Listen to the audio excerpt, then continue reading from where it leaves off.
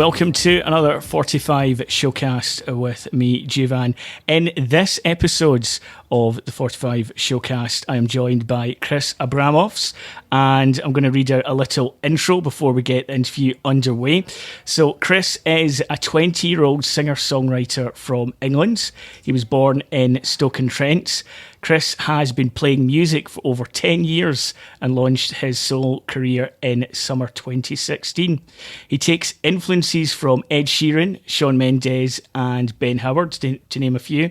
Chris writes music about topics personal to himself, borrowing from multiple music styles. Welcome, Chris, to the 45 Showcast. Hi, Mel. How you doing? Not bad. Good to have you on.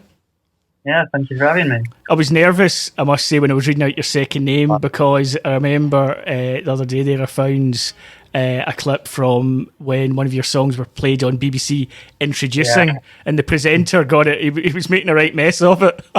Yeah, mate, it's a bit ridiculous. Like, a lot of people spelling its words. People can't, I don't know why, people can't spell it, but no, you got it right there, so sorted. Yeah, thank God. I know it was just that thing. I thought, just go with it and say it. Yeah, just see how it goes. Yeah, Chris. Totally. Like for future reference, Chris Abramovs. But, yeah, there we are. Yeah, so welcome again. And as we just heard in the intro, you played music for over 10 years. Tell us about the first guitar you got at just 11 and what music you were surrounded by as a child. Oh man, that's a good question. The first guitar I got, it was a cheap blue acoustic guitar. I think it was like a Westville or something like that. It was for Christmas when I was like 11. That's the first guitar that I really got. In terms of music growing up, made like literally everything. Like I was surrounded a lot by stuff like, you know, like stuff that my parents listened to, like AC/DC and like Blondie and stuff like that. That's like the first kind of music that I listened to, you know, like completely different to what I play, kind of thing, like Motorhead and stuff like that. But yeah, that kind of stuff, really, man. And then, like as I grew up, you know, I started listening to pretty much everything. Like I was obsessed with Green Day for a while. Oh, nice. You know, like that. So there's quite a lot of influences in, I guess, where I get all of my music from, like music taste and like, yeah, I don't know. I listen to quite a lot of stuff. Green Day was amazing. I'm with you on that one. I'm still like die-hard fanboy. What's that? Sorry. I'm still a die-hard fanboy for him, honestly. Oh yeah. Like, you know, I think the listening to Green Day never really leaves you. It's still good even today. Yeah, it's a classic, isn't it? It's like it's never gonna go. But yeah, that's honestly, like, there's a lot of stuff, man. Like, even when I was like, I remember being like 10 and like listening to Michael Jackson and stuff like that. Like, a mixture of everything. Like, there isn't one kind of style of music that I've always listened to. I've always just been like here, there, and everywhere. Yeah, I think it's good to have that in a way to, you know, obviously there's some people out there, it's like, you know, they've got maybe one genre and one genre only that they listen to, but I think it's good to be, like, have many genres and to be open to different styles. Yeah, you know, so there's no point just being stuck to one genre. It's like you listen to what you listen to, like, you know what I mean? It's not like what you like. Yeah, but yeah, definitely. Yeah. And you write music about personal topics. What were the reasons for choosing to write about personal topics, and what are some of the personal topics you have written about? So I've always written music about, it sounds really cringy and really cliche, but I've always kind of used it as just a way to get stuff out, kind of thing. So, you know, stuff that I'm going through, stuff that's going on with me, like, I don't know, relationships, for example, standard, but yeah, there we go. You know, struggles with like balancing, like Once in a Lifetime is about struggles with balancing music and my uni work. So it's just a way of getting stuff out. Like, that's kind of what I use it for, and obviously I love playing music, so it's a win-win. Yeah. Like, yeah, in terms of, there isn't really just stuff that I'm going through. So, like, you know, relationships, like I just said, you know, whatever I'm feeling, just like personal things, really, which generally people relate to. But yeah, I don't know, man. Just that definitely. kind of, Yeah, so definitely events, a way of getting things out. yeah, exactly. Just a way of like ranting out and venting out a little bit instead of keeping it in. Like, yeah, it's definitely a good thing. And like that's what I've said to other artists. That's, as you'll know anyway. That's the joy of being an artist and just being able to sing about certain things and to vent about it. It's very good. Yeah, exactly. Just to like kind of get it out, that kind of thing. I think it's a good thing, really. Like having a voice and having a platform to do that. So you don't like kind of keep it all in, and get a little bit. Yeah. Your first gig that happened at just 14, and it was at the Box in Crewe. What was your first gig like? That would have been a big thing. Yeah, that was my first proper gig, like in the actual music scene, and that was with my band at the time. We were called Mercury Summer. It was like, complete rip-off of the Fight Star song, but that was what we were called. Just me and three of my best friends. Like, I love them to bits even now. But yeah, that was a really good gig, to be fair. Obviously, first gig, a little bit nervous. There was a few little mess-ups here and there, but it was good. I remember it was quite busy, to be fair, for a first gig. I think it was quite busy. We sold about 50 tickets-ish, which is, it doesn't seem like that many, but at the time it was like, it's a big thing for us, first gig and all. But yeah, that was kind of what snowballed everything into where I am now with music and, gigging all the time and that kind of stuff. Like, that first gig is it's important, isn't it? And like you say, that there was quite a lot of people like that, so that was so good, because most people's first gigs might be a bit quiet and not many people there, so that was good you had so many people there. Yeah, I can't remember who we were supporting. I think we were supporting a band called Forecast. They brought quite a large following to the gig, so it was there was quite a lot of people there. It was probably about 3/4 full-ish. So yeah, it was a good way to start, really. A good way to start gigging. And a bit of I was going to say a bit of a silly question, but not really. I mean, were you nervous or were you quite confident at 14? I wasn't. To be fair, man, I've never been like. I've always been a shy person, like a quiet person. Up until like very recently, I've been quiet, just keep myself to myself. But when I'm on stage, it doesn't really matter. Like, I've always been kind of, get up, do my thing, get off, and then there we go. I don't really get nervous about it. I think that's to do with the fact that, like, that was my first like proper gig, like at a proper venue. But been doing music and stuff since like really young, like 9, 10, 11. That kind of stuff. So it wasn't too bad. Obviously, it's a nerve-wracking experience, but no, it wasn't as bad as it could have been, I guess. And it's like you say, once you get up there on the stage, and I've not sang on stage, but I've spoke on stage, and like it can be nervous, but again, like you said, once you're up there, it's amazing how all those nerves can just leave you.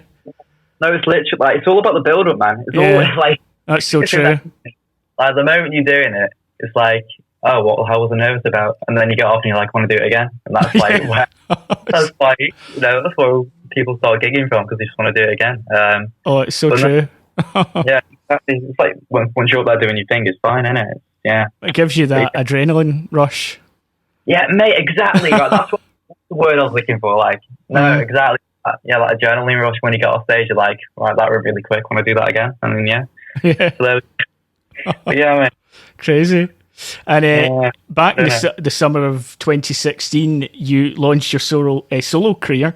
Explain the work involved in an artist launching a solo career, and what's your journey been like since launching your solo career? Yeah, so I first started doing solo stuff, really in about 2015, 2016. And my best friend's band at the time was doing a gig. They were headlining a place in Stoke, where I'm from, obviously. And I managed to, sneak onto the bill, supporting them and opening up the gig for them. That was my first gig. That was like packed. That was probably to this day one of the busiest gigs that I played. But yeah, that was my first gig, and that went okay. From there, I mean, it's just been a bit mental, really, man. Like, yeah, that's what Once in a Lifetime's about. Like, it did go a little bit crazy, and it was a bit hard to balance everything and deal with everything at first because I was gigging every week basically, like on the train, like here, there, and everywhere constantly. But yeah, it went a bit mental. And it was hard to kind of what's the word I'm looking for? Kind of get used to it at first. Like first launching launching my solo career, but no, I'm used to it now, and yeah, we're there now. But initially, it's just about hard work, really, man. I mean, that's all I can say. Like, if anyone's thinking about starting, music or doing something, prepare to be busy, like constantly. Yeah. That's all I'd say, really, man. I mean, I love it. Yeah, I love it to bits, but yeah, I am constantly busy. Like, I was in Manchester this morning, and now I'm like back in Wales, which is like 5 hours away. Yeah. Another country. Yeah, mate, it's ridiculous. But no, so I'll just say that, man. It's just been big. And like that was one of the reasons, like my reason for asking that question was, like, a lot of people who are fans of artists and and stuff like that, I think it can be easy for a lot of people to take music for granted, but there's a lot of work that's put into it, and like with regards to yourself and starting out solo, that's a lot of work, as and it just doesn't happen. And that's what it kind of comes back to what I said. I think sometimes it's easy for fans of artists to take it for granted, and there is a lot of work that goes into it, and I think it's important for people to know the work that actually goes into it. Yeah, there is a lot of work. Like, if you think about it, there's recording and releasing all that stuff, and then keeping up a presence on social media and all the marketing stuff, and then gigging alongside that and traveling all the time. It's a little bit. It is always busy, but I love it. I'm sure that everyone who does music loves it as well. That's why we do it. Definitely. And on the 13th of February, on Facebook, you said, "I'm happy to announce that I'm playing on season 3, episode 3 of the Honeybox." Explain what the Honeybox is and what it was like taking part in the show. No, that was a bit crazy. To be fair, I've been trying to get in the show for about a year now. We've been trying to organise it, and because so busy all the time with uni and everything, it's been hard to organise it. But yeah, we finally got on. The only way I can describe it, do you know, what's the show called? Do you know, have you ever watched Later Live with Jules Holland? Yes, yeah. The only way I can describe it is like a smaller, toned down version of that. I like the sound of that. That sounds really good. It's in quite a little intimate studio. I think 3 bands play on each episode, and it gets recorded and streamed on the Facebook page where people can obviously watch it. And yeah, we just play a few songs. Each artist plays a few songs, and we have a little interview, and then it goes online for anyone who wants to watch that show. But no, that was honestly, it was a great experience. I loved it. Just the whole publicity of it, and the whole being involved in it in general, like seeing everybody, all the other artists there, and meeting people, like just what it's about, isn't it? And obviously got to perform. So absolutely, yeah. And like I did see a lot of their stuff online, and I thought I need to know what this is. I like the name as well. It's an interesting name, the Honeybox. I love it. Like, I think it's great. No, it's a good show. Like, if you want to watch, go and watch any of the episodes. Even like I'm only in one, but they've got like 3 seasons of it. Like, so it's great. I love it. But yeah, it was a good experience. Yeah. What part of the country do they, film it? Or not film it in, but stream it on. Where are they based? So it's recorded and streamed from Stoke. So okay, a place, Newcastle on the Lyme it's called. So it's like 5 minutes away from my house in Stoke. So it's so handy. Yeah.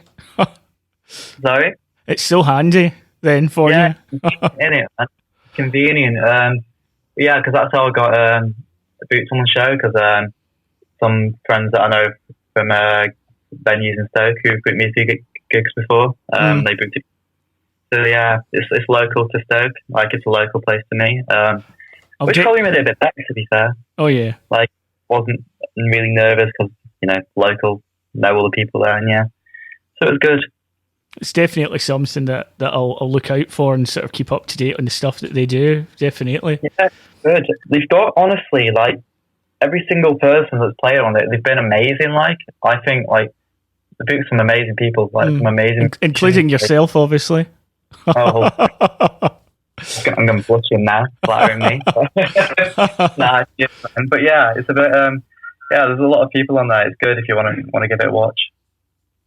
And the artwork for, the cover artwork for Once in a Lifetime, I really, genuinely, I really love it because it is so simple and so basic but effective. Explain to the listeners the artwork for this cover and tell us the person behind the artwork. Okay, so when I first wrote this song, it was quite early on. It was 2017. Obviously, it was only released a few months ago, so I've kind of been sitting on it for a while. And my initial idea was, obviously, the song's about balancing uni and music and traveling constantly, that kind of thing. And one of the lyrics is, "I'm on the train almost every day." And my initial thought was, a picture of a train ticket. Just something simple to have as the artwork. But then when I've recorded it and started working on it, I was like, yeah, it's a good idea, but I'm thinking something a little bit simpler. And then I had this mate from uni who does art, does a degree in art. His name's Adam Knight. If anyone wants to drop him a message, wants any art we're doing, he's good. He's great. He's a great artist. But yeah, we just wanted something simple, really. That's why we've kept it quite minimal. Obviously, like a single line drawing, black and white, simple, and that's the kind of theme that I'm going to go with now. I think just simple. I like minimal stuff, man. Like, I don't even know what to say. Yeah, me too. Like, it's definitely a good look, and it's that saying that we hear a lot. Less is more. Yeah, exactly. Like, just keep it simple. Like, don't get me wrong. There's a lot of artwork out there that is quite complicated and it's like great, but I don't know. I just didn't. That's what I was thinking for this single. Just something simple, something minimal. Something clean cut, and that's what we came up. So, like, see when an artist gets to the point where they are kind of thinking about what they want in the cover, is that something that you find yourself thinking about for a long time, or does it come to you quite quickly? I'll tend to, like, when I'm writing the song, when I first got the topic of the song, like, usually within like the writing process when I'm doing it, I'll kind of like have something in my head like, right, this will look cool for the cover. And then I kind of like, so we get the initial idea, and then whilst we're working on it and whilst we're recording it, I kind of finalise everything. So yeah, I do tend to think and overthink about things quite a lot. So everything that I ever release, you can sure has been thought about 50,000 times. But yeah, so no, I do tend, it does, a lot of thought goes into it. So yeah. And on the 2nd of December back in 2017, you had radio airplay on Best of British Unsigned Music. Explain how this felt for you, and have you had any other radio airplay since 2017? Mate, that was mental. That was I couldn't believe it. So Best of British, they have, I'm not so sure if they're still going. I think they might have stopped broadcasting now. But at the time, they had a website where you could submit your tracks, obviously, and then if they liked them, they'd play them.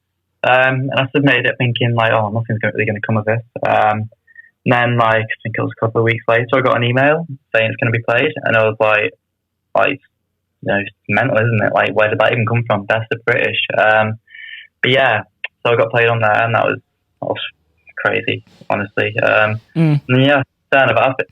To be fair, I've been played quite a bit on radio. Like, there's quite a lot of local radio shows in Stoke and stuff from people that I know in Stoke who primarily, play my stuff. There's a show called The Quiet Revolution on Morelands Radio, which I've been played on that a few times. Been played on BBC Introducing, Best of British. I'm trying to think. There's quite a few, man. But yeah. No, that's excellent, and it has definitely been an interesting journey for you, and it's always a joy for me to be able to listen to every artist, because obviously every artist tells a different story about their journey and stuff like that, and it's been very interesting. Yeah, exactly. No, thank you for. You're welcome. Yeah. And just before we end the interview, if you could tell the listeners what's next in your career, where people can find you on social media. And also, if you wish to plug anything, then feel free. Okay, so next in my career, well, I'm currently, within the next few weeks, I'm releasing something new, which is going to be announced on social media very, very soon. So yeah, primarily, where to follow me, Facebook and Instagram are the ones that I mainly use. Mm. If anyone wants to give me a cheeky follow, I'll be fine with that. But yeah, man, really, like, Instagram and Facebook are the ones that I use primarily. And yeah, in terms of what's next, just going to carry on making music, carry on gigging, and hopefully just see where it goes, see what happens. But yeah, and yeah. Is there any kind of big gigs or anything planned, or you still kind of getting things sorted for other gig dates? I'm booking at the moment, a little bit of a summer UK tour for July and August. Oh, that's right. I remember you told me about that, and I completely forgot. Yeah, no. Oh, yeah. I'm looking forward because you were saying that you might come up to Glasgow and do something. Yeah. Oh, yeah. I did tell you about that, didn't I? I forgot. Yeah. Yeah. So hopefully we've got a few boots at the moment. I haven't announced anything yet because it's still all up in the air. But yeah, so that's what's next. Just recording more music and gigging, and yeah, see what happens. Really. That'll be excellent. Like, definitely we'll keep our eyes out for you for when you get up to Glasgow in the summer, hopefully.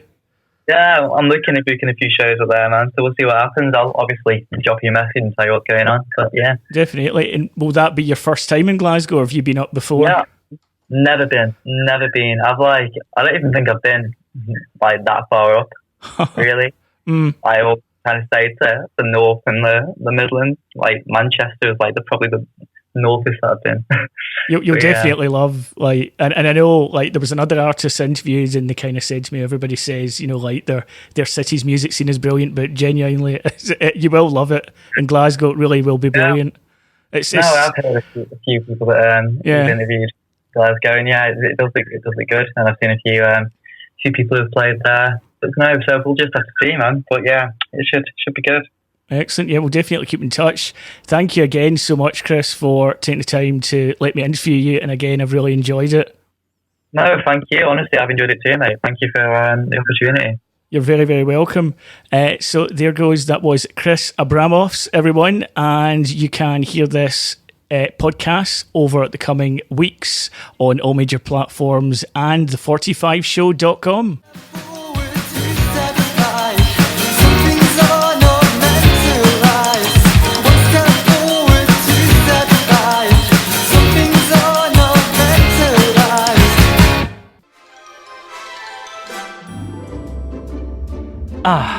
Sadly, it's the end of another episode. But never fear, we'll be back again very, very soon. As I know, not hearing my beautiful voice makes you rather antsy. Rest assured, we'll be back in no time at all for your 45 fix.